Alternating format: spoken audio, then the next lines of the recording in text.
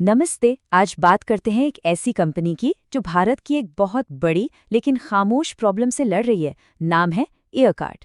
और ये सिर्फ एक बिजनेस नहीं बल्कि एक मिशन है, लाखों लोगों की जिंदगी में आवाज लौटाने का। तो सबसे पहले ये समझते हैं कि ये प्रॉब्लम आखिर है कितनी बड़ी।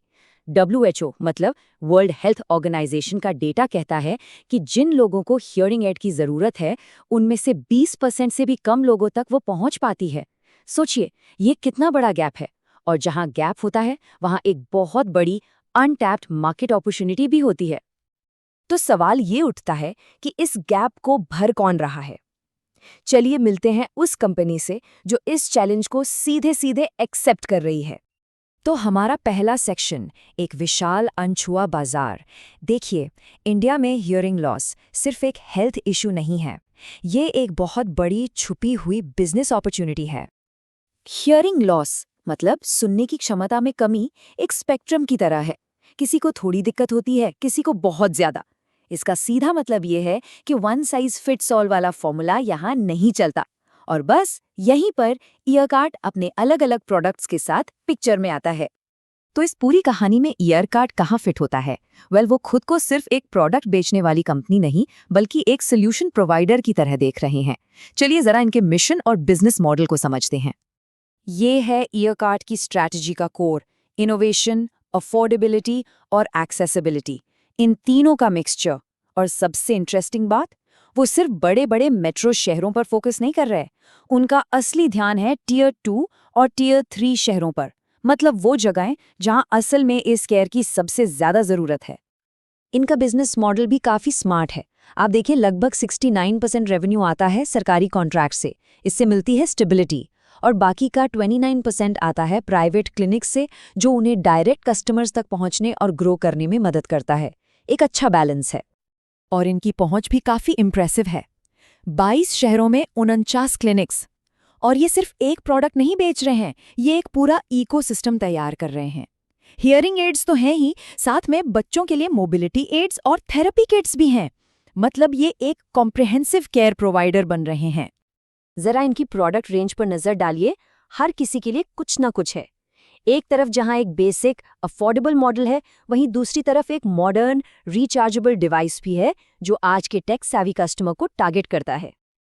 अच्छा, मिशन तो बहुत अच्छा है, लेकिन क्या कंपनी पैसे भी बना रही है? चलिए अब इनके फाइनेंशियल स्कोर कार्ड पर एक नजर डालते हैं। जरा इन नंबर्स को देखिए। सेल्स सिर्फ 2 साल में 5.66 करोड़ से बढ़कर 42.75 करोड़ हो गई। ये सिर्फ ग्रोथ नहीं, ये तो एक तरह का एक्सप्लोजन है। और ये सिर्फ टॉप लाइन मतलब सेल्स की कहानी नहीं है, वो असल में प्रॉफिट भी कमा रहे हैं। प्रॉफिट 0.11 करोड़ से बढ़कर लगभग 7 करोड़ पहुंच गया है।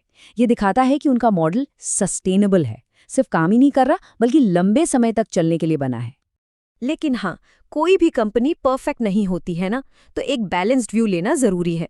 अच्छी बात यह है कि कंपनी लगभग डेट फ्री मतलब कर्ज मुक्त है।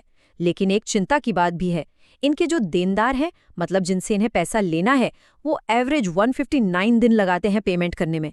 ये काफी लंबा टाइम है और इससे कैश फ्लो पर असर पड़ सकता है। तो सवाल ये है कि ईयरकार्ट को उसके कॉम्पिटिटर्स से अलग क्या बनाता है? इनका सीक्रेट वेपन है इनकी अपनी टेक्नोलॉजी। ये है ओमनी ऑडियोमीटर, और ये सच में एक गेम चेंजर है। ये एक छोटा पोर्टेबल डिवाइस है जिससे डॉक्टर्स दूर बैठे बैठे ही मरीजों का टेस्ट कर सकते हैं और उनके हियरिंग एड्स को फाइन ट्यून कर सकते हैं। जरा सोचिए, भारत के दूर दराज के गांवों के लिए ये कितनी बड़ी बात है। और ये लोग रुक नहीं रहे हैं, लगातार इनोवेशन कर रहे हैं। इनका जो लेटेस्ट पेटेंट है वो एक smart sound treatment and diagnosis system के लिए है। ये टेक्नोलॉजी उन्हें अपने कंपटीशन से कई कदम आगे रखती है। ये जो कोट है ना, ये इनकी पूरी सोच को एक लाइन में बता देता है। वो सिर्फ डिवाइस नहीं बेच रहे, वो एक पूरा कनेक्टेड प्लेटफॉर्म बना रहे हैं जो हियरिंग केयर को एक्सेसिबल और इंटेलिजेंट बनाता है। और यही यही इनकी असली स्ट्रेंथ है। ठीक है, अब हर ग्रो करती हुई कंपनी की तरह ईयरकार्ट के रास्ते में भी कुछ चैलेंजेस आए हैं। तो चलिए देखते हैं कि हाल फिलहाल में इन्हें किन मुश्किलों का सामना करना पड़ा है और आगे का रास्ता कैसा दिखता है। तो हाल में क्या हुआ कि सरकारी ऑर्डर्स में कुछ देरी हुई, जिसकी वजह से रेवेन्यू में थोड़ी गिरावट दिखी। लेकिन असली कहानी ये नहीं है।